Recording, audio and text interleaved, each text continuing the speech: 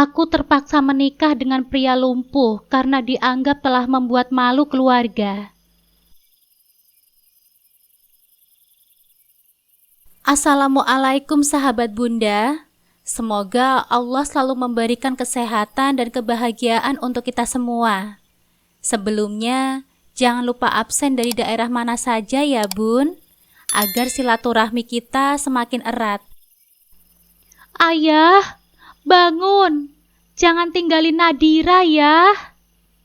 Suaraku serak, memecahkan keheningan yang mencekam. Ayah terbaring kaku di lantai, tidak bergerak sama sekali. Panik menusuk jantungku. Ini semua salahmu, dasar anak pembawa sial. Bu Gita, ibu tiriku, melolong histeris, menunjukku dengan jari gemetar. Matanya menyala penuh kebencian. Kalau sampai terjadi sesuatu sama ayah, kamu akan merasakan akibatnya. Beberapa menit terasa seperti keabadian, sampai akhirnya sirine ambulan memekakan telinga. Petugas medis bergegas masuk, mengangkut tubuh ayah dengan hati-hati. Aku ingin berlari, menggenggam tangannya, ingin ikut bersamanya. Mau kemana kamu? Kamu jangan ikut! Teriak Bu Gita, mencekal lenganku kuat-kuat. Tapi aku tidak peduli. Pikiranku hanya tertuju pada ayah, tanpa sedikit pun menghiraukan cengkramannya yang menyakitkan. Aku meronta, lalu meraih kunci motor di atas meja. Gaun pengantin yang seharusnya membawa kebahagiaan itu, kini terasa menyesakan. Aku menstarter motor dengan cepat, mengejar ambulan yang melaju kencang. Tatapan aneh dan bisikan orang-orang di jalan tidak kurasakan. Yang penting hanyalah satu, ayahku harus selamat.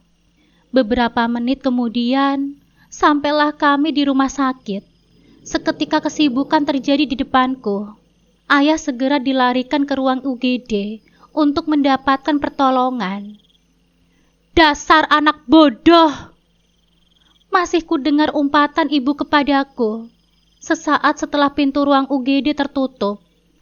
Sakit sudah pasti. Namun bagiku sudah biasa, hatiku sudah kebal dengan segala sumpah serapahnya. Mungkin memang seperti itulah tabiat ibu tiriku pada umumnya. Nampak baik di depan ayahku, namun perilakunya buruk terhadap anak dari suaminya. Tapi tidak semua. Buktinya Lia, temanku sangat bahagia meski hidup bersama ibu tiri. Mereka hidup bahagia dan saling menyayangi. Tidak berminat meladeni omelan ibu, aku pun memilih pergi, mencari tempat yang agak jauh dari tempat wanita itu berdiri. Rasanya sia-sia saja meladeni omongannya, hanya buang-buang energi percuma. Tatapan aneh kembali kuterima dari orang-orang di sekitarku. Ini semua pasti gara-gara baju pengantin yang aku pakai. Menyadari hal itu, bulir-bulir bening kembali membanjiri pipiku. Aku hanya bisa terisak, meratapi nasibku yang sungguh malang. Ya Allah, tidak pantaskah aku untuk bahagia? Setelah kau ambil ibuku, kau rampas juga Andre dariku. Untuk saat ini, aku hanya memohon kepadamu, jangan ambil ayahku, karena hanya dialah satu-satunya keluarga yang aku punya. Pagi ini harusnya menjadi hari yang paling bahagia untukku. Berbagi persiapan sudah selesai, tinggal menunggu akad nikah. Lalu aku akan resmi menyandang status Nyonya Andre. Aku akan lepas dari cengkraman ibu tiri yang jahat. Namun semua ini hanya tinggal kenangan, menyisakan luka dan kebencian di hatiku. Rupanya hubungan yang terjalin selama beberapa tahun ini tidak mampu membuatku mengenal sosok Andre yang sesungguhnya. Ternyata Andre tidak kalah jahatnya dari ibu tiriku, karena dia tega membatalkan pernikahan tanpa alasan yang jelas. Dia hanya bilang, tidak ingin dianggap sebagai anak durhaka, bila tetap memaksa untuk menikah denganku. Mengetahui pernikahanku yang batal, ayah sangat syok sehingga serangan jantungnya kumat. Bu Gita menyalahkanku atas apa yang telah terjadi terhadap ayah. Sedangkan untuk menggelar pernikahan itu, ayah sudah menggelontorkan banyak dana. Tidak hanya itu saja, ayah juga harus menanggung malu karena para tamu undangan sudah hadir. Namun justru pengantin pria membatalkan pernikahan secara sepihak. Andre memang jahat. Aku tidak bisa memaafkannya begitu saja. Apalagi dia sudah membuat ayahku menjadi sakit seperti ini. Setelah 2 minggu dirawat, hari ini ayah sudah boleh pulang. Ibu menjemput ayah bersama Tina, adik tiriku yang masih SMA. Sementara aku tidak boleh ikut, hanya menunggu di rumah sambil bersih-bersih untuk menyambut kepulangan ayah. Hal seperti ini sudah biasa bagiku. Setiap ada pekerjaan, selalu aku yang dicari. Tapi kalau ada hadiah, tentu Tina yang diutamakan. Sebenarnya aku sudah bosan hidup seperti ini terus-menerus, selalu dikungkung dan tidak dihargai. Padahal apa yang mereka dapatkan, ada hakku juga di sana. Semenjak pulang dari rumah sakit, sikap ayah mulai berubah. Ayah yang biasanya tegas, kini justru sebaliknya. Semua yang terjadi di rumah ini harus sesuai dengan keinginan ibu. Aku merasa ada yang tidak beres dengan semua ini. Sebulan setelah kejadian itu, Bu Gita mengajak kami sekeluarga pergi. Katanya untuk menghadiri hajatan saudaranya yang ada di Semarang. Tanpa rasa curiga, ku ikuti saja permintaannya. Toh ayah juga ikut pergi bersama kami. Jadi aman pikirku. Perjalanan Pekalongan Semarang sekitar 2 jam. Akhirnya kami sampai di tempat tujuan. Aku merasa heran, karena yang kami datangi bukan sebuah hajatan, melainkan sebuah rumah biasa seperti yang kami tempati. Hanya halamannya saja yang lebih luas. Bu, di mana hajatannya? Kenapa sepi sekali? Tanya aku kepada ibu yang sudah berjalan di depan bersama ayah. Jangan banyak tanya, nanti kamu juga tahu sendiri. Aku semakin penasaran mendengar jawaban ibu, karena sepertinya ada yang disembunyikannya dariku. Rupanya kedatangan kami sudah ditunggu oleh pemilik rumah. Tampak seorang nenek, usianya sekitar 60 tahun, telah siap menyambut kedatangan kami dengan senyum ramah. Ini yang namanya Nadira ya? Wah, cantik sekali kamu, Nak. Iya, Nek. Jawabku malu-malu. Panggil saja Nek Khotijah. Senang bisa bertemu denganmu. Ucapnya sambil membelai pucuk kepalaku. Mendengar pujian Nenek Khotijah, wajah Tina nampak tidak suka. Memang seperti itulah tabiatnya. Dia tidak ingin ada orang lain yang memujiku. Aku dan Tina memang tidak ada hubungan darah. Aku anak dari pihak ayah. Sementara Tina dari pihak ibu. Sifat kami pun bagikan langit dan bumi. Bahkan dari penampilan pun jauh berbeda. Aku lebih suka dengan pakaian tertutup. Sementara Tina lebih suka dengan baju-baju yang terbuka. Malam ini kalian menginap di sini dulu ya, karena acaranya akan diadakan besok pagi. Kata Nenek Khotijah membuyarkan lamunanku. Kulihat ayah dan ibu hanya mengangguk setuju. Aku pun tak masalah, hitung-hitung liburan gratis, pikirku. Pagi harinya ketika membuka mata, samar-samar terdengar suara langkah kaki hilir mudik di depan kamarku. Aku yang penasaran akhirnya keluar dan memberanikan diri bertanya kepada salah satu dari mereka. Ada acara apa sih Mbak di rumah ini? Kok sepertinya sibuk sekali? Akan ada pernikahan di rumah ini. Ya sudah, saya mau melanjutkan pekerjaan saya dulu ya. Jawab Mbak tadi sambil berlalu meninggalkanku. Oh, rupanya hari ini ada yang mau menikah. Tapi sudahlah, itu bukan urusanku. Aku pun kembali ke kamar untuk menunaikan sholat subuh. Ketika baru saja melipat mukena, terdengar suara pintu kamarku diketuk. Setelah pintu terbuka, nampak ibu berdiri dan langsung menyerobot masuk ke dalam kamarku. Ada apa, Bu? Tanyaku penasaran. Namun ibu tidak memperdulikan pertanyaanku. Wanita itu justru menepuk-nepuk kasur di sebelahnya, memintaku untuk ikut duduk.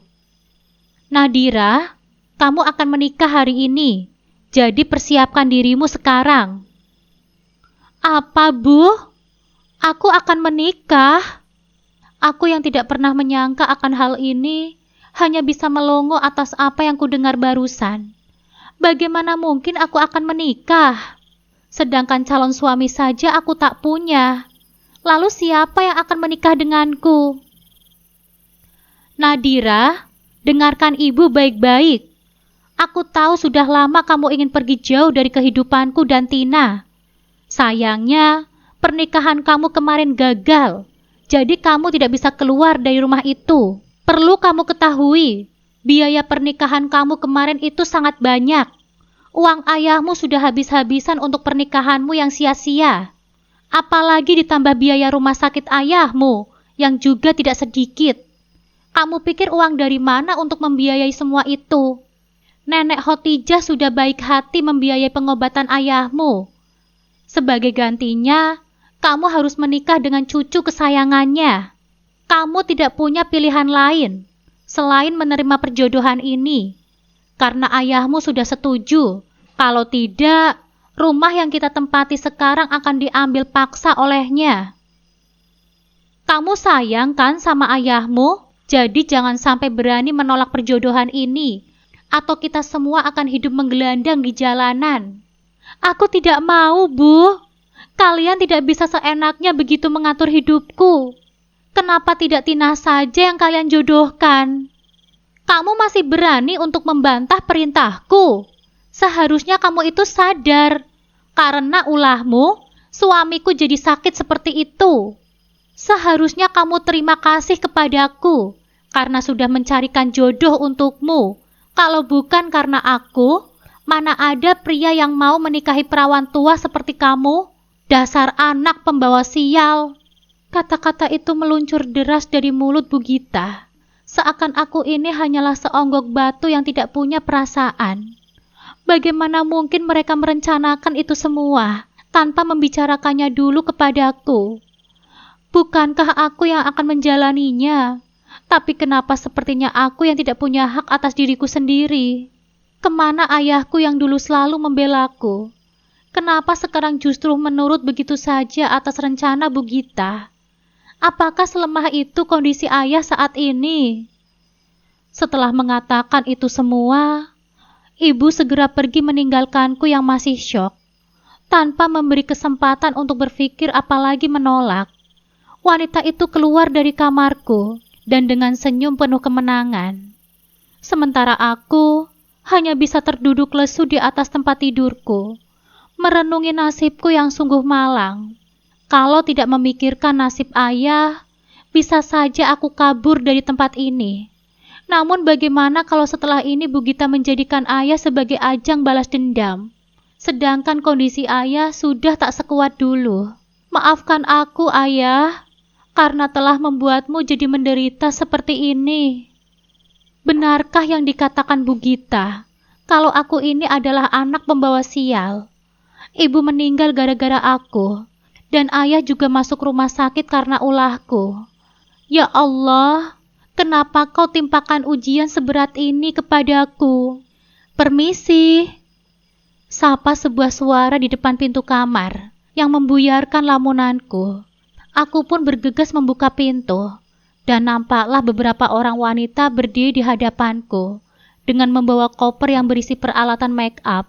Rupanya mereka datang karena ditugaskan untuk merias wajahku. Mbak, saya tidak bisa menjadi pengantin wanitanya. Tolong jangan lakukan semua itu, Mbak. Aku mohon. Meski aku sudah berusaha memohon, namun perias itu tetap menjalankan tugasnya. Maaf Nona, kami hanya menjalankan tugas. Kalau mau protes, silahkan kepada orang yang menyuruh saya saja, jawab perias itu dengan tegas. Aku yang masih bingung hanya pasrah, tidak mampu berbuat apa-apa. Ucapan ibu kembali terngiang-ngiang di telingaku. Haruskah aku menerima perjodohan ini? Sanggupkah aku menjalani rumah tanggaku nanti? Bagaimana kalau ternyata calon suamiku itu tidak seperti yang aku harapkan? Ketakutan dan keraguan semakin merajai hatiku. Aku masih belum siap menjalani semua ini. Tanpa menghiraukan perasaanku, para perias itu langsung melaksanakan tugasnya. Namun sepertinya mereka harus berjuang lebih keras, karena air mataku tidak berhenti mengalir, sehingga membuat make up-nya yang tidak bisa menempel dengan sempurna. Kini di hadapanku, nampak seorang gadis cantik dengan kebaya putih. Namun dari pancaran cermin, tampak kesedihan yang tidak dapat disembunyikan. Rasa takut kembali menghinggapi perasaanku, karena sudah 2 kalinya aku mengenakan baju pengantin seperti ini. Aku merasa seakan mengulang kesedihan yang sama. Kalau dulu aku berharap pernikahan bisa berjalan dengan lancar, namun kali ini aku justru berharap pernikahan ini bisa digagalkan. Aku memang ingin menikah dan membuktikan kepada semua orang bahwa aku bukan perawan tua seperti yang mereka bilang. Namun aku juga tidak berharap menikah dengan cara paksa seperti ini.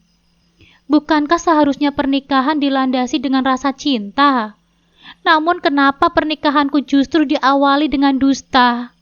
Ya Allah, rencana apa yang telah kau persiapkan untukku, sehingga ujian ini terasa begitu berat bagiku? Setelah semua persiapan selesai, ibu kembali memasuki kamarku. Dia dengan senyum palsunya menggandeng tanganku untuk keluar menuju ruang tamu, di mana ijab kabul akan dilaksanakan. Ingat ya kata-kataku, jangan sampai pernikahan ini gagal hanya karena air mata buayamu itu. Seharusnya kamu itu terima kasih kepadaku, karena telah membantu mewujudkan keinginanmu untuk minggat dari rumah itu. Meski ibu mengucapkannya dengan berbisik, namun kalimat yang keluar terasa anak panah yang menghujam tepat di jantungku. Kalau saja tidak mengingat dia adalah wanita pilihan ayah, mungkin sudah kusobek-sobek mulutnya yang tajam itu, biar dia bisa merasakan betapa sakitnya menjadi aku. Sesampainya di ruang tamu, aku hanya bisa menunduk pasrah, tidak berani melihat sosok pria yang nantinya akan menjadi suamiku. Siapapun yang menikahiku, itu sudah tidak penting bagiku, karena hidupku sudah hancur sejak kebebasanku direnggut paksa oleh ibu tiriku. Tepat pukul 8 pagi, acara ijab kabul pun dilaksanakan. Pernikahan diadakan di dalam rumah dan hanya keluarga inti yang menyaksikan. Sah, ucap para saksi. Rasanya masih tak percaya dengan semua ini. Dalam sekejap saja, aku sudah menjadi seorang istri dari pria asing yang menikahiku. Ibu dan Tina nampak tersenyum puas melihatku menderita seperti ini. Setelah ini bisa kupastikan mereka akan berfoya-foya, merasakan kemenangan karena berhasil mengeluarkanku dari rumah kami. Sementara ayah, kulihat hanya bisa menunduk dan menitikkan air mata. Entah air mata bahagia atau justru sebaliknya. Ayah, kenapa engkau tampak serapuh ini? Di mana ayah yang dulu selalu aku banggakan? Bu, tahu nggak? Ternyata pengantin prianya itu seorang duda loh. Sudah tuwir lagi. Bukan hanya itu saja, ternyata kakinya juga lumpuh, kata Tina berbisik di belakangku. Iya, karena itu aku jodohkan sama Nadira. Kalau dia tajir dan sempurna, baru ibu jodohkan sama kamu. Lihat saja, rumahnya saja jelek seperti ini. Dar! Kata-kata Tina dan ibu barusan sontak membuatku tak percaya. Bagaimana mungkin aku bisa menjadi seorang istri dari suami yang lumpuh? Apakah mereka sengaja ingin membuatku semakin menderita? Rupanya inilah arti dari senyuman keduanya tadi. Ya Allah, rupanya belum puas juga ibu menyiksaku selama ini. Kini justru aku dijodohkan dengan pria lumpuh. Kalau memang ini yang terbaik, aku ikhlas atas segala kehendak-Mu ya Allah. Aku percaya akan ada pelangi setelah hujan. Air mata yang selalu menetes karena kesedihanku akan berganti senyum bahagia yang diimpikan semua orang. Kini aku telah bersuami. Bagaimanapun juga, akan kubaktikan seluruh hidupku untuknya. Namun sanggupkah aku untuk menjalaninya? Setelah acara pernikahan selesai, semua anggota keluargaku bersiap untuk kembali ke Pekalongan. Tinggallah aku sendiri di sini, bersama orang asing yang aku sendiri belum tahu seperti apa sifat dan kebiasaannya. Selamat menikmati penderitaanmu, sayang. Sekarang hidupku bebas tanpa gangguan tikus busuk sepertimu. Sebelum pergi, ibu masih sempat melontarkan kata-kata yang membuatku semakin terasa terbuang. Bagi orang yang tidak mengerti, hubungan antara aku dan ibu nampak baik-baik saja. Karena wanita itu mengatakannya sembari memelukku dan berbisik di telingaku. Setelah ibu, kini giliran Tina yang berpamitan kepadaku. Ibu dan anak itu sama-sama bermulut pedas. Selamat tinggal kakakku yang cantik. Semoga kerasan ya tinggal di sini. Kalau bisa, jangan pulang sekalian, karena aku sudah muak melihat wajahmu. Ingin rasanya aku robek mulut kedua iblis betina itu. Kalau saja tidak mengingat ini bukan di rumah orang lain. Tiba saatnya ayah berpamitan kepadaku. Sebelum pergi, berulang kali ayah memelukku, seakan berat untuk meninggalkanku. Titik bening itu mendadak muncul di kedua sudut matanya yang keriput, membuat pertahananku jebol seketika. Marah dan kecewa yang tadi kurasakan pada ibu dan Tina, kini berganti kesedihan yang mendalam saat bersama ayah. Maafkan ayah ya nak, ini semua memang salahku, tidak bisa menjagamu dengan baik selama ini.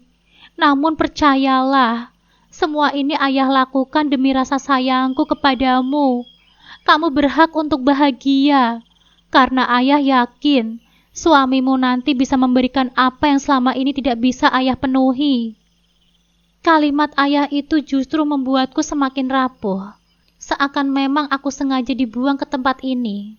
Namun aku tidak bisa berbuat apa-apa karena semuanya telah terjadi. Ayo ya, kita pulang. Ini sudah siang. Teriak ibu dari dalam mobil. Jaga dirimu baik-baik ya nak. Surgamu ada pada suamimu sekarang. Ayah segera mengurai pelukannya setelah mendengar teriakan ibu. Melihat kepergian ayah, ingin rasanya aku berteriak memintanya agar membawaku turut serta. Bagiku ini semua terlalu cepat, seakan tubuhku baru saja dilempar ke jurang yang dalam, tanpa tahu apa yang akan terjadi selanjutnya. Kesedihanku tak terkira. Namun aku tidak bisa berbuat apa-apa, selain tetap tinggal di tempat ini. Kulambaikan tangan ke arah mobil yang perlahan menghilang dari pandanganku, karena terhalang rimbunan pohon mangga di halaman. Hatiku terasa kosong dan hampa, entah apa yang harus aku lakukan di tempat ini. Aku memang ingin menikah, tapi bukan dengan cara seperti ini, apalagi dengan orang asing yang belum kuketahui masa lalunya. Ayo kita masuk nak, biarkan mereka pergi. Mulai saat ini, kami adalah keluargamu, jadi jangan sungkan-sungkan ya. Anggap saja ini rumah kamu sendiri, agar kamu merasa nyaman. Aku terlalu sibuk dengan pikiranku sendiri, sehingga tidak menyadari kalau Nenek Khotijah masih berdiri di belakangku. Wanita tua itu menuntunku masuk ke dalam rumah, sementara aku hanya bisa patuh mengikuti langkahnya.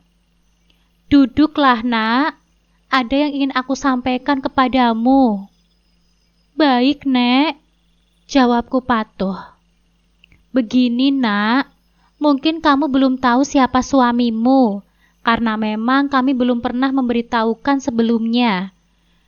Oleh karena itu, aku akan menceritakan kepadamu. Saat ini suamimu dalam kondisi lumpuh. Meski masih bisa disembuhkan, namun perlu kesabaran ekstra untuk merawatnya. Dia baru saja mengalami kecelakaan yang menyebabkannya jadi seperti sekarang. Berhubung kamu sudah menikah dengan Tirta, otomatis semua kebutuhannya menjadi tanggung jawabmu, termasuk urusan mandi dan tidur. Kamu tidak perlu kaget, karena memang inilah tujuan kami untuk menikahkanmu dengannya. Bukan maksud kami memperbudak kamu, tapi memang selama ini kami kesulitan melayani Tirta untuk urusan mandi, karena dia tidak bisa melakukannya sendiri. Selama ini Kang Naryo, suamiku yang selalu memandikannya, namun sepertinya Tirta kurang nyaman, karena mungkin ada rasa canggung bila yang mengurusnya lebih tua. Kemudian kami berpikir untuk menikahkan Tirta denganmu. Bukan tanpa alasan kami memilihmu, karena kami sudah tahu siapa dirimu yang sebenarnya. Asal kamu tahu saja ya nak, Tirta itu adalah pria yang baik. Hanya saja dia pernah kecewa dengan mantan istrinya, sehingga membuatnya trauma dengan seorang wanita.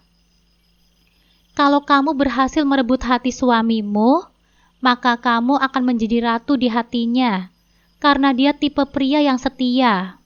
Semoga keputusan kami memilihmu sudah tepat, sehingga kondisi Tirta bisa membaik seperti semula. Kata-kata Nenek Khotijah terdengar lembut namun tegas, membuatku hanya mampu mengangguk pasrah. Kini aku sadar, tugasku semakin berat, karena merangkap sebagai seorang asisten pribadi sekaligus istri. Aku dituntut untuk bisa menjalankan dua peran itu secara bersamaan. Apakah kamu sudah mengerti maksud pembicaraan kita, nak? Iya, Nek. Saya sudah mengerti. Bagus. Kalau begitu, kita ke kamar suamimu sekarang. Setelah mengatakan semua itu, Nenek Khotijah mengantarkanku ke dalam kamar Mas Tirta. Kamarnya sederhana, namun tetap terlihat nyaman untuk ditempati. Mas Tirta terlihat duduk di tepi ranjang, sembari tangannya sibuk memegang ponsel. Dia sama sekali tidak menghiraukan kedatanganku ke kamar ini. Nadira, ini kamar suamimu, nak. Masuklah, aku akan keluar, karena masih ada hal lain yang harus aku selesaikan. Nenek Khotijah keluar, kemudian menutup pintu, meninggalkanku bersama suami yang terasa sangat asing bagiku. Apa yang nenek janjikan sehingga kamu bersedia untuk menikah dengan pria lumpuh sepertiku? Kalimat sambutan itu sontak membuat dadaku bergemuruh menahan amarah. Bagaimana mungkin suami yang baru menikahiku bisa mengucapkan kata-kata kasar kepadaku? Kamu bicara denganku? Tanyaku pura-pura bodoh.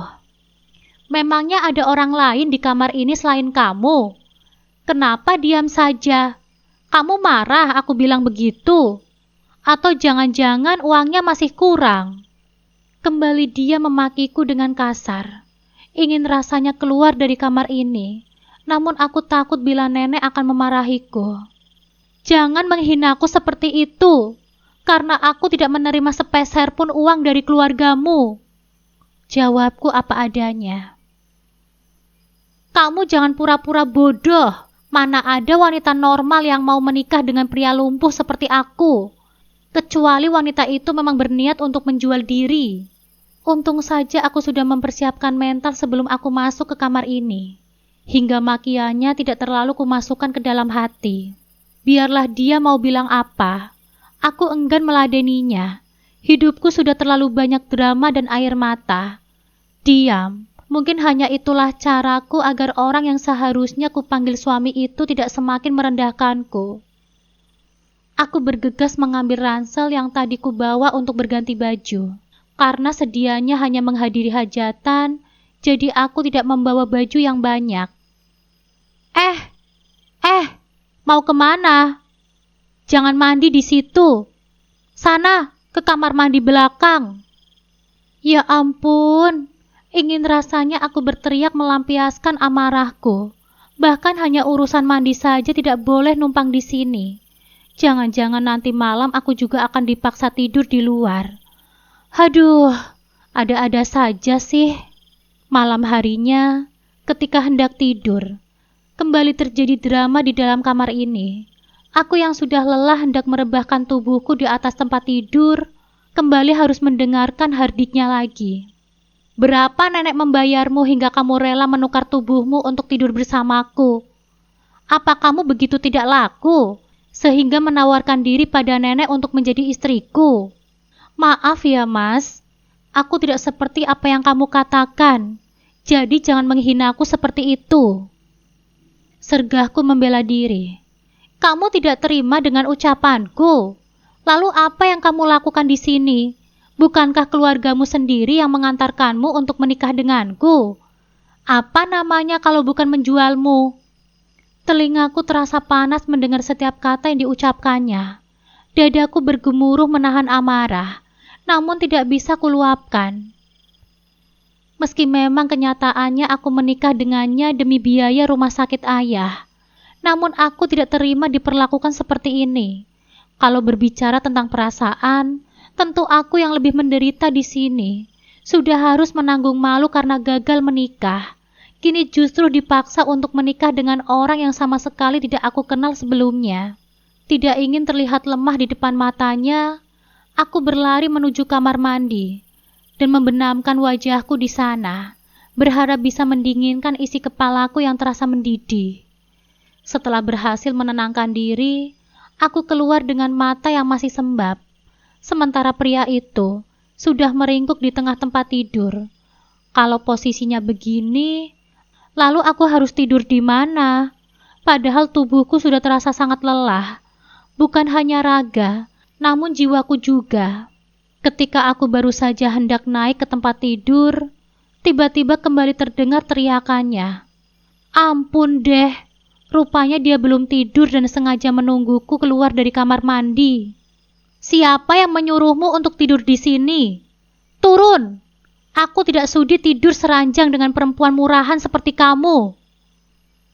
Ya Allah, baru saja bisa menenangkan pikiranku, namun kini harus kembali mendengar makiannya. Tanpa belas kasihan, dia melemparkan bantal dan selimut ke lantai. Kamu tidur saja di situ. Ya Allah, pernikahan macam apa ini? Apakah aku sanggup menjalaninya? Air mata yang sejak tadi kutahan, akhirnya keluar juga. Rasanya lengkap sudah penderitaanku hari ini. Tanpa banyak bicara, aku mengambil sajadah sebagai alas tidurku. Terpaksa kugunakan itu, karena tidak ada alas lain di kamar ini. Mas Tirta memang tidak menyakitiku secara fisik, namun dia telah menyiksa batinku. Mungkin karena efek kelelahan, akhirnya mataku terpejam juga meski tidur di lantai yang dingin, hanya beralasan sajadah tipis. Ketika baru sejenak memejamkan mata, tiba-tiba aku merasakan ada benda jatuh menimpa tubuhku. Rupanya dia sengaja melemparkan bantal untuk membangunkanku. Hei, bangun! Aku mau ke kamar mandi. Aku yang belum sepenuhnya sadar, bingung dengan apa yang diucapkannya. Kamu dengar tidak? Aku mau ke kamar mandi. Teriaknya lagi mengulangi kalimatnya. Iya, terus aku harus apa? Tanyaku masih bingung. Kamu pikir aku bisa ke kamar mandi sendiri?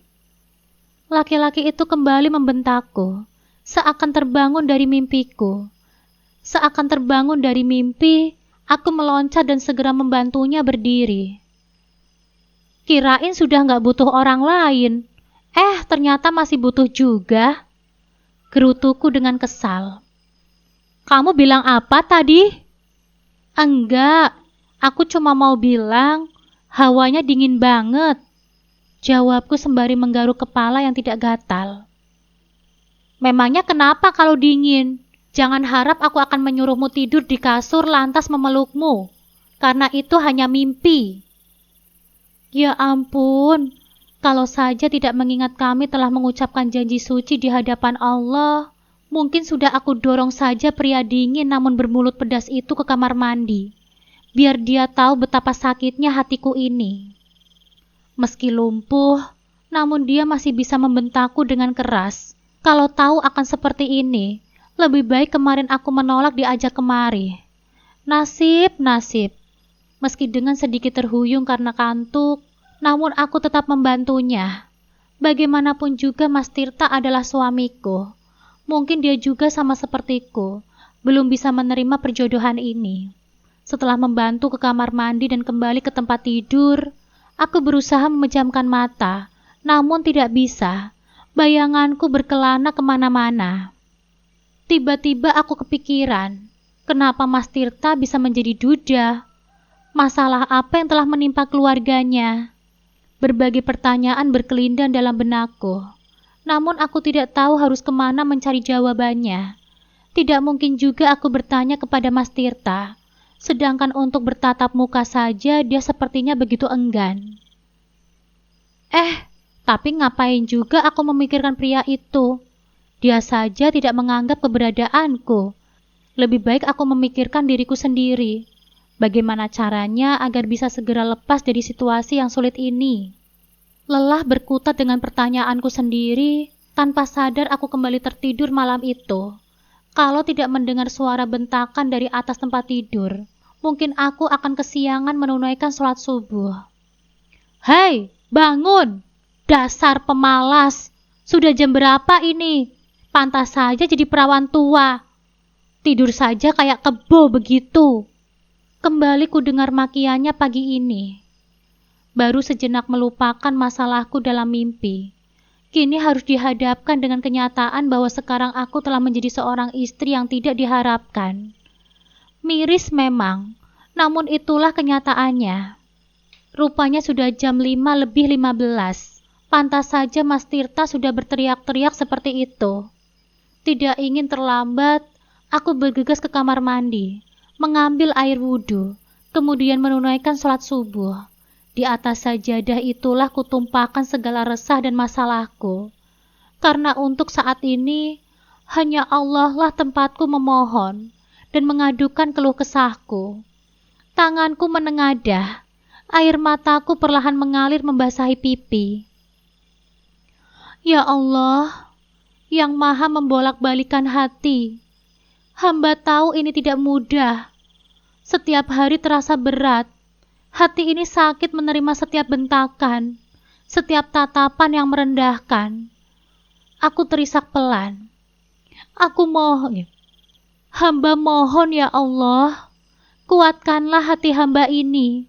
Berikanlah hamba kesabaran yang tidak bertepi untuk menghadapi ujian ini. Ya Rob, jika memang ini takdirmu untuk hamba, maka lunakkanlah hati suamiku Mas Tirta. Bukakanlah pintu hatinya, agar ia bisa melihat ketulusan hamba. Hamba ingin menjadi istri yang baik baginya. Jadikanlah rumah ini tempat yang penuh rahmat dan kedamaian. Bukan lagi tempat yang menakutkan bagi hamba. Hanya kepadamu lah hamba bersandar. Ya Allah, berikanlah hamba petunjuk dan jalan keluar dari setiap kesulitan ini. Sesungguhnya Engkau maha mendengar lagi maha mengabulkan doa. Aku mengusap air mata, menarik nafas dalam-dalam, dan berusaha menenangkan diri. Di tengah sepi subuh, hanya suara hatiku yang berbicara, berharap doaku didengar dan dikabulkan. Setelah selesai sholat dan berdoa, aku bergegas pergi ke dapur untuk membantu nenek. Namun sesampainya di sana, aku terkejut karena di atas meja makan sudah siap dengan aneka makanan yang menggugah selera. Aku jadi malu sendiri, karena seharusnya aku yang menyiapkannya, bukannya nenek. Maafkan Nadira ya, Nek. Karena kesiangan, jadi tidak bisa membantu menyiapkan sarapan. Ujarku penuh rasa bersalah. Meski cucunya yang galak seperti ayam habis mengeram, tapi nenek sangat baik, sehingga membuatku merasa ada yang menghargai keberadaanku di rumah ini. Tidak apa-apa, Nak. Nenek maklum kok, kamu pasti lelah, apalagi ini yang pertama bagimu. Apa maksud nenek bicara seperti itu? Apakah beliau mengira kami telah melakukan malam pertama? Boro-boro mau honeymoon, tidur seranjang saja tidak boleh. Kenapa kamu diam seperti itu? Sudahlah, kamu bisa mandi dulu, setelah itu urus suamimu. Baik, Nek, jawabku patuh. Setelah mandi, badanku pun kembali segar. Tidak lupa kulakukan tugasku untuk mengurus Mas Tirta.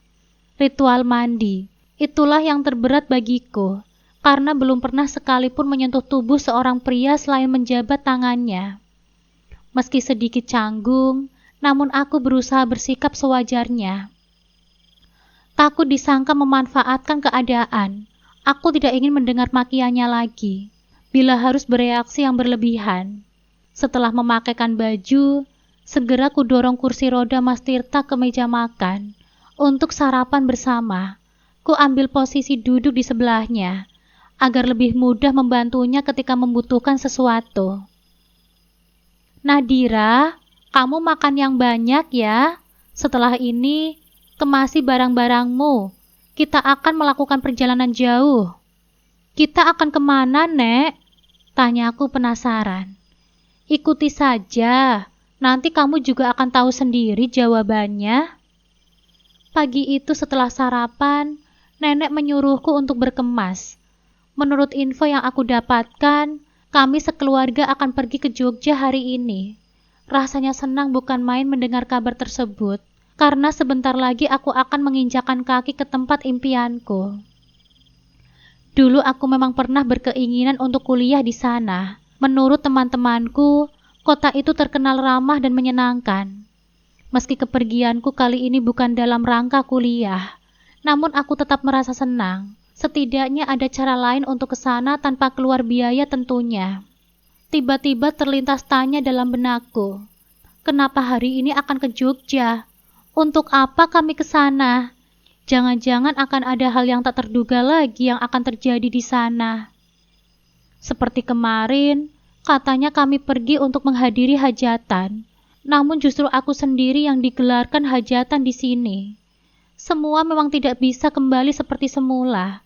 Namun setidaknya, jika diberitahu terlebih dahulu, aku akan lebih siap menerimanya. Setelah semuanya siap, kami sekeluarga berangkat ke Jogja dengan kakek Sukri sebagai supirnya. Biarpun sudah berumur, namun beliau terlihat sangat sehat dan bersemangat hari ini. Dalam rangka apa kita ke Jogja, Nek? Ku beranikan diri bertanya kepada nenek yang duduk di kursi belakang bersamaku. Sementara Mas Tirta duduk di kursi depan bersama kakek Sukri. Nanti kamu akan tahu sendiri. Bersabarlah, jawab nenek Khotijah dengan lembut, namun justru membuatku semakin penasaran. Merasa tidak mendapatkan jawaban yang berarti, aku pun memilih diam. Menyibukkan diri dengan ponsel di tanganku. Ketika membuka aplikasi hijau, banyak sekali pesan yang masuk ke dalam ponselku. Maklum, dari kemarin aku memang tidak sempat menyentuh benda pipih itu. Kebanyakan pesan dari teman-temanku yang menanyakan kabar dan keberadaanku. Namun untuk saat ini, aku lebih memilih mengabaikan pesan-pesan tersebut. Aku tidak mungkin menceritakan kisah hidupku kepada mereka. Apalagi pernikahanku yang serba instan ini. Setelah beberapa kali berhenti untuk makan dan mengisi bahan bakar, akhirnya mobil kami memasuki wilayah Jogja. Mobil kami berjalan lurus melewati jalan kota, kemudian berbelok menuju salah satu rumah dengan arsitektur zaman Belanda. Ayo turun, Nak, kita sudah sampai. Nenek menepuk pundakku seraya membuka pintu di sebelahnya. Dengan langkah ragu, aku mengikutinya turun dari mobil. Seorang pria nampak keluar dari dalam rumah itu. Dengan cekatan dia membantu Mas Tirta turun dan duduk di kursi rodanya. Selamat datang, sayang. Seorang wanita yang lebih muda dari nenek Khotijah muncul dari dalam rumah. Kemudian memeluk Mas Tirta dengan hangat. Siapa dia sebenarnya? Ini pasti Nadira, kan? Ternyata kamu itu lebih cantik dari pemikiranku. Selamat datang, sayang. Tidak perlu sungkan. Anggap saja ini seperti rumahmu sendiri. Kata wanita itu menoleh ke arahku, yang masih diam mematung di depan pintu. Aku pun hanya bisa mengangguk. Kemudian menjabat tangan wanita itu yang disambut dengan sangat antusias sekali. Dia memelukku dengan erat. Layaknya seorang ibu menyambut anak gadisnya yang sudah lama tak bertemu. Perlakuan wanita itu membuat perasaanku sedikit lebih tenang. Semoga saja ini tidak seburuk yang aku bayangkan. Mbok, Tunjukkan kamar Nadira ya. Dia pasti lelah telah melakukan perjalanan jauh. Setelah ini, Mbok juga istirahat saja. Biarkan Narsih yang membereskannya, kata wanita itu kepada Nenek Khotijah. Baik Nyonya, ayo Non, mari Bibi tunjukkan kamarnya. Aku terkejut mendengar panggilan Nenek Khotijah kepada wanita itu. Apalagi sekarang beliau juga memanggilku dengan sebutan Non. Siapa sebenarnya wanita yang dipanggil Nyonya itu? Sebenarnya ini rumah siapa sih, Nek? Tanyaku pada Nenek Khotijah saat mengantarkanku ke kamar. Sebenarnya rumah yang di Semarang kemarin itu rumah Bibi, dan yang ini rumahnya Nyonya Laksmi. Bibi dan suami Bibi bekerja di rumah ini sejak Den Tirta kecil. Karena itu, kami sudah menganggapnya seperti cucu sendiri. Jadi mulai sekarang, panggil saja saya ini Bi Ijah ya. Jawaban Bi Ijah sukses membuatku melongo. Karena kukira Bi Ijah adalah nenek kandung Mas Tirta. Ternyata bukan. Lalu kenapa pernikahan kemarin diadakan di rumah Bibi? Bukannya di sini saja? Tanyaku makin penasaran. Untuk hal itu, nanti biar Nyonya yang menjelaskan sama Non. Bibi takut salah bicara, jawab Bi Ijah dengan lugas. Setelah mengantarkanku sampai ke kamar, Bi Ijah bergegas keluar meninggalkanku. Syukurlah di rumah ini aku diberi kamar khusus, jadi tidak usah tidur sekamar dengan Mas Tirta. Kuletakkan ransel yang kubawa tadi ke atas kasur dan berniat menata isinya ke dalam lemari. Namun ketika membuka lemari, aku terkejut karena di dalamnya sudah penuh dengan baju-baju muslimah. Bahkan sangat lengkap isinya. Milik siapakah baju-baju ini? Kalau memang untukku, kenapa Bibi tidak mengatakannya tadi? Setelah membersihkan diri dan menunaikan sholat Isya, aku berniat untuk merebahkan tubuhku barang sejenak. Mungkin karena kelelahan, tanpa aku sadari hampir tertidur ketika tiba-tiba terdengar pintu kamar diketuk. Rupanya Bi Ijah yang datang, memanggilku untuk makan malam bersama.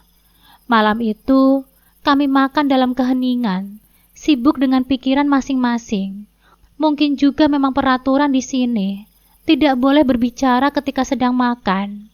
Nadira, untuk malam ini aku izinkan kamu tidur di kamarmu sendiri. Mungkin kamu masih lelah, jadi bisa istirahat terlebih dahulu.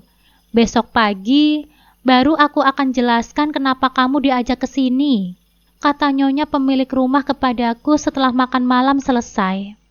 Iya Nyonya, terima kasih atas pengertiannya, jawabku patuh. Jangan panggil aku Nyonya, panggil Eyang saja, biar lebih akrab. Tirta itu kan cucuku, karena kamu sudah menikah dengannya, itu artinya kamu juga menjadi cucuku, kata Eyang dengan senyum ramahnya. Aku sangat bersyukur meskipun Mas Tirta masih bersikap dingin dan cuek, namun Eyang begitu ramah dalam menerimaku. Setidaknya masih ada orang yang menerima keberadaanku di rumah ini. Sekarang kamu boleh istirahat, ini sudah malam, kata Eyang lagi yang hanya kujawab dengan anggukan. Sebelum kembali ke kamar, aku berniat untuk membantu Bi Ijah membereskan meja. Namun Eyang melarangku. Tugasmu bukan di situ sayang. Sudah, kamu kembali saja ke kamarmu. Malam ini suamimu biar kami yang urus. Mendengar perkataan Eyang yang begitu lembut kepadaku, Mas Tirta terlihat melirik ke arahku. Dapat ku dengar dia kembali menghinaku. Dasar gadis aneh. Tidak kuhiraukan lagi perkataannya. Aku segera berlalu ke dalam kamar. Lega rasanya setelah pergi dari hadapan pria dingin itu. Setiap kali bertatap muka dengannya, yang ada hanyalah tatapan mengejek penuh penghinaan. Mungkin baginya aku hanyalah perempuan murahan yang rela menukar jiwa raga demi harta semata. Padahal aku telah dijebak oleh ibu tiriku. Mana mungkin aku mau menjalani hidup seperti ini? Ya Allah, kenapa hidupku serumit ini? Suara azan berkumandang. Aku segera bangun menunaikan kewajibanku. Setelah mandi, aku segera ke dapur untuk melihat Bi Ijah. Barangkali ada yang bisa dibantu. Sesampainya di sana, kulihat Bi Ijah sudah siap dengan nampan berisi segelas susu dan sepiring roti oles. Mau dibawa kemana itu, Bi? Tanyaku pada Bi Ijah yang nampak terkejut melihat kehadiranku. Non Nadira, bikin kaget saja. Ini mau dibawa ke kamarnya Den Tirta. Non bisa tolong anterin ini ke kamarnya Aden? Bibi masih mau nyiapin yang lainnya dulu, ujar Bi Ijah, seraya mengangsurkan nampan tersebut kepadaku. Boleh, Bi. Sini biar aku aja yang mengantarkannya. Dengan sedikit ragu, aku mengetuk kamar suamiku. Setelah ku dengar sahutan dari dalam, barulah aku masuk dan meletakkan nampan itu di atas meja. Sesampainya di kamar, Mas Tirta terlihat masih bergelung di balik selimut. Ketika melihat kedatanganku, tatapannya mendadak berubah tajam. Siapa yang menyuruhmu ke sini? Pergi kamu!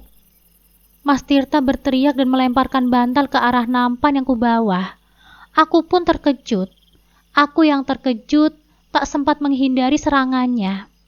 Gelas berisi susu panas ditumpahkan dan sebagian mengenai paha dan perutku.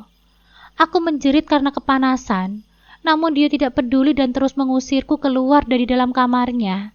Demi menghindari keributan, aku pun keluar dari kamar itu dan meminta tolong Bi Ijah untuk membersihkan sisa kekacauan tadi. Bi Ijah lari tergopoh-gopoh melihat kondisiku yang kesakitan. Wanita itu terlihat panik, kemudian berlari untuk mengambilkan obat. Bi Ijah, cepat kemari! Terdengar teriakan Mas Tirta dari dalam kamar. Baik, Den. Bibi datang. Non, bisa obatin sendiri kan? Bibi tinggal dulu ya.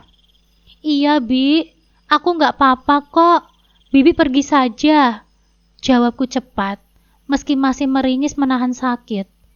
Setelah Bi Ijah pergi, aku berjalan menuju kamarku sendiri. Cepat ku ganti baju, kemudian mengoleskan obat tadi pada bagian tubuh yang terkena air panas. Sebenarnya, bukan hanya tubuhku yang merasa sakit, namun juga di dalam lubuk hatiku. Terbuka luka yang cukup dalam. Ini baru hari kedua aku tinggal di rumah ini, namun sudah ada kejadian seperti ini. Harus berapa lama lagi aku mendapatkan perlakuan seperti ini? Rasanya mustahil Mas Tirta bisa menerimaku. Kusandarkan tubuh ini pada dinding kamarku, memikirkan bagaimana nasib pernikahanku selanjutnya. Sanggupkah aku menjalani pernikahan ini, ya Allah? Ketika sedang sibuk memikirkan nasibku, samar-samar terdengar suara tangisan bayi yang menyayat hati. Bayi siapa itu? Apakah di rumah ini ada bayi? Kutajamkan pendengaranku untuk memastikan apa yang aku dengar, karena bisa jadi itu hanya suara bayi dari televisi. Semakin lama, suara tangisan itu kian keras dan terdengar semakin jelas. Untuk memastikan pendengaranku, bergegas aku keluar kamar dan mencari sumber suara. Aku belum begitu paham dengan tata ruang di rumah ini, karena baru semalam menginap di sini. Suaranya terdengar semakin jelas dari dalam kamar yang berada di lantai 2. Dengan penuh rasa penasaran, aku berjalan menyusuri anak tangga dan melihat Bi Ijah bersama seorang pengasuh sedang berusaha menenangkan bayi mungil di tangannya. Bi Ijah, bayi siapa itu? Tanyaku penasaran. Ini bayinya Den Tirta, Non. Kasihan dia. Di usianya yang masih bayi, harus ditinggal pergi sama ibunya, kata Bi Ijah menjelaskan. Mendengar penuturan Bi Ijah, hatiku tersentuh melihat bayi mungil di tangannya, yang terus menangis sejak tadi. Sebenarnya aku penasaran dengan ucapan Bi Ijah tadi, namun aku berusaha mengesampingkan rasa penasaranku, dan memilih untuk mencoba menenangkan bayi tersebut. Boleh saya coba untuk menggendongnya, Bi? Kasihan bayi itu terus menangis. Siapa tahu dia mau diam kalau bersamaku. Silahkan, Non. Jawab Bi Ijah sembari menyerahkan bayi yang masih terus menangis itu kepadaku. Ajaib, setelah ku ayun sebentar, bayi mungil itu terdiam dan menatap kepadaku. Perlahan bibir mungilnya membentuk lengkungan tipis. Dia tersenyum sangat manis. Mendadak hatiku menghangat hanya dengan melihat senyuman bayi mungil itu. Mungkinkah aku telah jatuh cinta kepadanya? Dia tersenyum, Bi. Aku melonjat kegirangan disambut anggukan Bi Ija dan pengasuh bayi itu. Mereka juga ikut tersenyum bahagia. Rasanya tak pernah bosan memandang wajah imut bayi mungil di tanganku itu. Sembari terus ku ayun, ku nyanyikan juga lagu-lagu anak-anak untuknya. Tidak lama kemudian, bayi itu pun terlelap. Siapa nama bayi ini, Bi? Tanyaku pada Bi Ija setelah menidurkan bayi itu pada boksnya. Namanya Alena, Non. Jawab Bi Ija singkat. Bayinya sangat cantik. Pasti ibunya juga cantik kan, Bi? Tanyaku pada Bi Ija untuk memancing agar mau bercerita. Iya, Non. Ibunya memang cantik. Wajarlah. Dia kan seorang model. Tapi sayang, demi meraih impiannya, dia rela meninggalkan bayi sejak usianya masih 3 bulan. Aku melongo tak percaya mendengar penuturan Bi Ija. Tidak menyangka ada seorang ibu yang tega meninggalkan bayinya hanya demi harta dan popularitas semata. Ahem, ahem. Kami semua terkejut karena tanpa kami sadari, Eyang sudah berdiri di ambang pintu kamar. Sedang apa kalian berkumpul di sini? Tanya Eyang berhasil menghentikan obrolan kami. Ini Nyonya, tadi Non Alena nangis terus, tapi setelah digendong sama Non Nadira, dia langsung terdiam, bahkan sampai tidur Nyonya. Jawab Bi Ijah lugas. Oh ya, syukurlah, artinya bayi itu nyaman sama kamu Nadira. Sepertinya aku memang sudah menemukan pilihan yang tepat untuk mendampingi Tirta dan Alena. Berhubung Alena sudah tidur, ayo kamu ikut Eyang ke bawah. Ada hal penting yang ingin Eyang sampaikan sama kamu, kata Eyang sembari menatap ke arahku. Baik Eyang, jawabku patuh seraya bangkit dan berjalan mengikutinya. Duduk, perintah Eyang dengan tegas. Aku sedikit takut mendengar suaranya itu, karena nada suaranya terdengar berbeda dari sebelumnya. Apakah aku telah berbuat kesalahan? Mungkinkah Mas Tirta telah mengadukanku yang tidak-tidak pada Eyang? Nadira, kamu dengar baik-baik ya? Iya Eyang, jawabku patuh. Mulai hari ini dan selanjutnya, kamu akan tinggal di sini, karena kamu sudah sah menjadi bagian dari keluarga ini. Tugasmu sekarang adalah mengurus Tirta suamimu dan juga Alena cucu buyutku. Utamakan urus suamimu, karena untuk Alena sudah ada Dina yang mengasuhnya. Mulai malam nanti, tidurlah di kamar bersama suamimu, agar kalian bisa lebih mengenal satu sama lain. Eyang harap kamu bisa memaklumi kondisi suamimu. Sebenarnya dia itu anak yang baik. Hanya saja sedang dilanda depresi karena masalah menimpanya. Bantu Eyang untuk memulihkan kondisi Tirta, agar bisa kembali berjalan seperti semula. Namun yang paling utama, bantu Eyang untuk menumbuhkan semangat hidupnya. Sejak Adel pergi meninggalkannya, kondisi Tirta semakin terpuruk. Apalagi dia pergi setelah mengetahui kalau kaki Tirta mengalami kelumpuhan. Dia tidak mau direpotkan dengan mengurus suami yang cacat dan bayi mungil yang telah dilahirkannya. Mata Eyang berkaca-kaca ketika menceritakan tentang cucunya itu. Kusodorkan tisu yang ada di hadapanku, dan dia menerima dengan senyuman yang dipaksakan. Aku tahu Eyang sangat terluka dengan kondisi Mas Tirta yang sekarang. Oh iya, baju dan perlengkapan yang ada di kamar itu semuanya milikmu.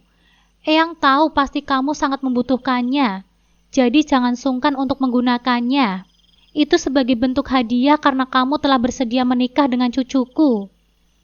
Ujar Eyang mengakhiri penjelasannya. Terima kasih banyak Eyang, karena sudah begitu memperhatikan kebutuhanku. Saya akan berusaha semaksimal mungkin agar kondisi Mas Tirta kembali pulih. Jawabku tulus. Sama-sama sayang. Semoga kamu nyaman ya tinggal di rumah ini. Seperti doa Eyang, aku pun berharap itu akan terjadi. Malam harinya, setelah memastikan Alena tertidur dengan nyenyak, Aku kembali ke kamar suamiku, meski sedikit takut, namun aku berusaha untuk terlihat tenang. Sesampainya di dalam kamar, kulihat suamiku itu sedang tertidur membelakangi pintu. Syukurlah malam ini aku tidak perlu berdebat atau mendengarkan bentakannya. Seperti malam sebelumnya, aku mengambil bantal dan selimut untuk tidur di lantai. Untunglah di kamar ini sudah dilapisi karpet yang cukup tebal, sehingga aku tidak perlu repot-repot mencari alas tidur. Siapa yang menyuruhmu untuk tidur di situ? Baru juga merebahkan badan, sudah terdengar saja bentakannya. Tidak bisa apa, kalau sehari saja membiarkanku hidup tenang? Lalu aku harus tidur di mana, Mas? Tanyaku putus asa. Aku sudah sangat mengantuk, jadi malas untuk meladeninya. Tidur saja di sini. Nanti kalau aku butuh apa-apa, biar tidak usah membangunkanmu. Jawabnya sembari menunjuk kasur di sebelahnya. Tanpa banyak tanya, langsung saja aku naik ke tempat tidur dan merebahkan tubuhku di sana. Mataku sudah tidak bisa lagi diajak kompromi. Begitu merebahkan tubuh di kasur, aku langsung terbang ke alam mimpi. Pagi harinya ketika membuka mata, aku terkejut karena merasa ada yang melingkar di perutku. Rupanya sebuah tangan besar milik Mas Tirta. Perlahan kusingkirkan tangan itu agar tidak mengganggu tidurnya. Aku juga tidak mau kalau sampai dia berpikiran macam-macam, mengira kalau aku mencari kesempatan. Ngapain kamu pegang-pegang tanganku? Sengaja ya cari kesempatan? Nah kan, belum juga aku turun dari tempat tidur, sudah terdengar saja bentakannya yang membuat moodku memburuk pagi hari ini. Siapa juga yang mencari kesempatan? Aku cuma mau ke kamar mandi kok. Jawabku apa adanya. Lalu ngapain kamu tidur di sebelahku? Bukankah biasanya kamu tidur di bawah? Ya ampun, rupanya selain galak dia juga pelupa. Bukankah dia sendiri yang menyuruhku tidur di sini? Dasar aneh. Apa kamu bilang? Aku orang aneh. Berani ya kamu ngatain aku seperti itu? Tanpa kuduga, Mas Tirta melemparkan gelas yang ada di sebelahnya. Piar!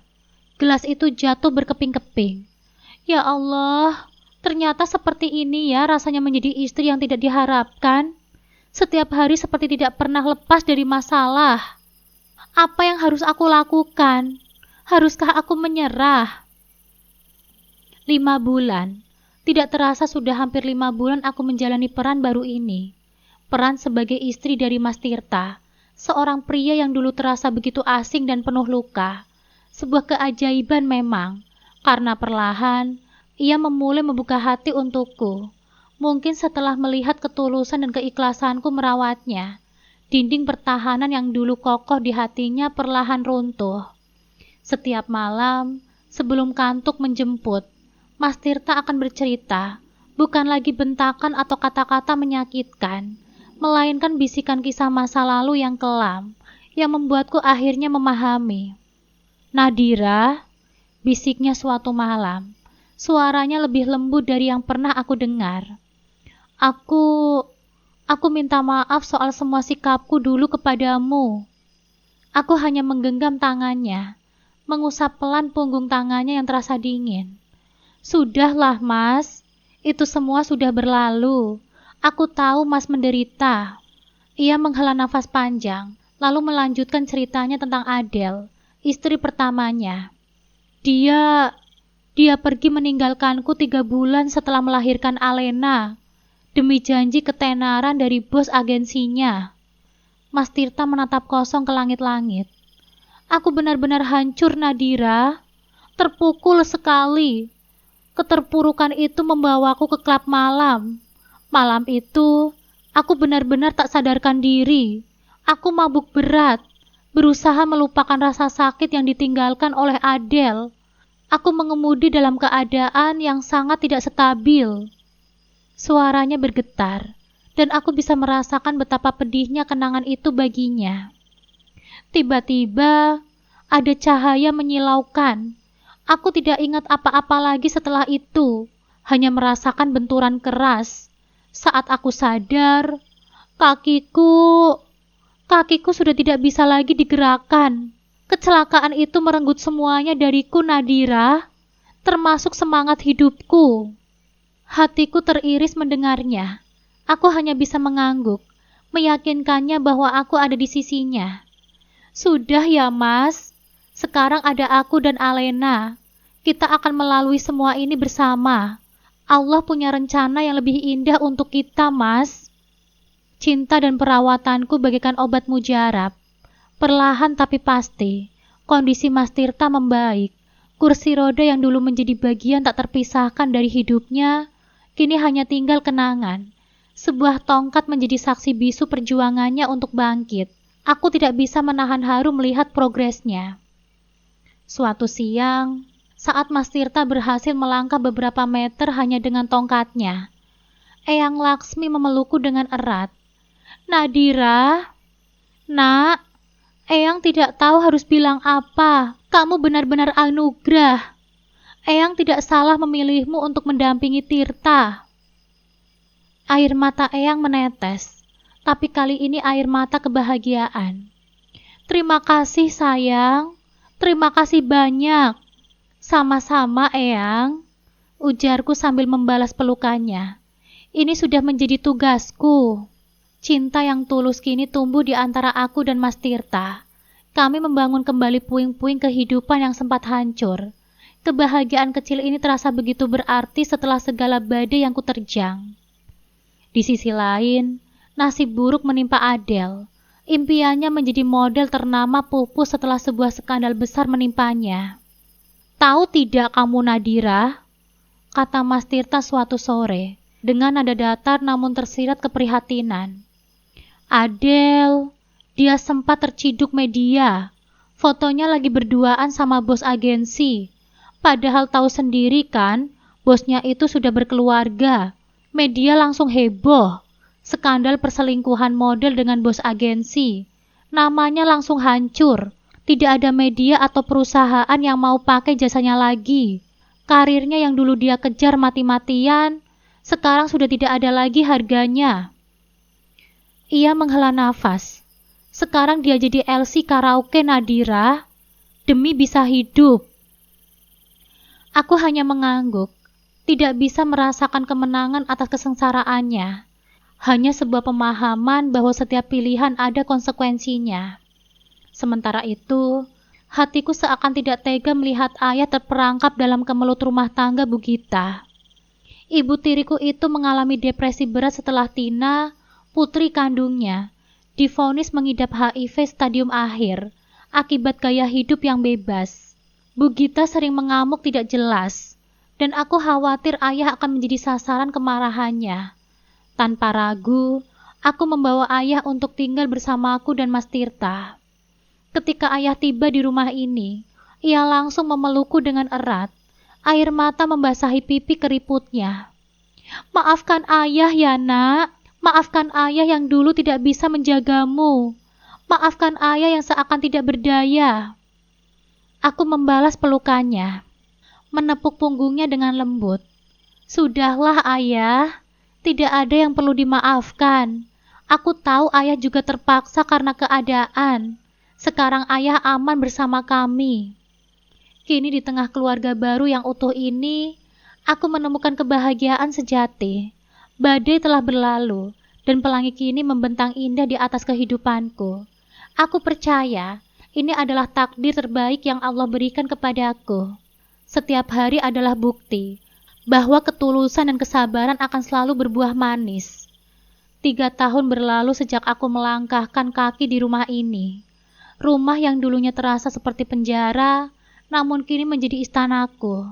Mas Tirta suamiku, bukan lagi pria lumpuh yang dingin dan penuh amarah. Dan dengan semangat dan kesabarannya, didukung penuh oleh eyang dan kakeknya, ia kini bisa berjalan dengan normal, bahkan berlari kecil mengejar Alena yang semakin lincah. Senyumnya, yang dulu langka dan penuh kepedihan, kini sering terukir di wajahnya. Menghangatkan setiap sudut rumah, ia adalah suami terbaik yang pernah kubayangkan. Seorang ayah yang sangat menyayangi Alena, dan cinta kami tumbuh semakin dalam, kokoh seperti akar pohon beringin. Alena, putri kecilku yang menggemaskan, kini tumbuh menjadi anak ceria dan pintar. Dia adalah permata di tengah keluarga kami, membawa tawa dan kebahagiaan setiap hari. Aku tidak pernah menyangka bahwa dari sebuah pernikahan paksa, aku akan mendapatkan anugerah berupa cinta sejati dan seorang putri yang begitu kusayangi, meskipun bukan putri kandungku. Ayahku juga merasakan kedamaian di sini. Wajahnya yang dulu sering murung karena beban hidup bersama Bu Gita, kini terlihat jauh lebih tenang dan bahagia. Kami sering menghabiskan waktu bersama, duduk di teras sambil menikmati teh hangat dan bercerita tentang masa lalu. Ia tidak henti-hentinya meminta maaf, tapi aku selalu meyakinkannya bahwa semua itu sudah berlalu. Yang terpenting, kini kami telah bersama, dalam kebahagiaan yang tidak pernah terfikirkan sebelumnya. Kehidupan Bu Gita dan Tina sungguh berbanding terbalik. Setelah Tina tiada, Bu Gita semakin terpuruk dalam depresi yang tidak kunjung membaik. Aku sempat mendengar kabar bahwa rumah mereka disita bank karena terlalu banyak hutang. Meski ada rasa iba, aku tidak bisa menolong lebih jauh. Mungkin ini adalah cara Allah untuk menunjukkan keadilannya. Pernikahanku dengan Mas Tirta adalah bukti nyata bahwa rencana Allah jauh lebih indah dari yang bisa kita bayangkan. Dulu aku menangis, meratapi nasib yang terasa begitu kejam. Kini air mataku adalah air mata rasa syukur. Dari sebuah penderitaan yang tidak berkesudahan, aku menemukan pelangi terindah. Aku belajar bahwa ketulusan, kesabaran, dan keikhlasan akan selalu berbuah manis, membawa kita pada takdir terbaik yang telah digariskan. Tamat.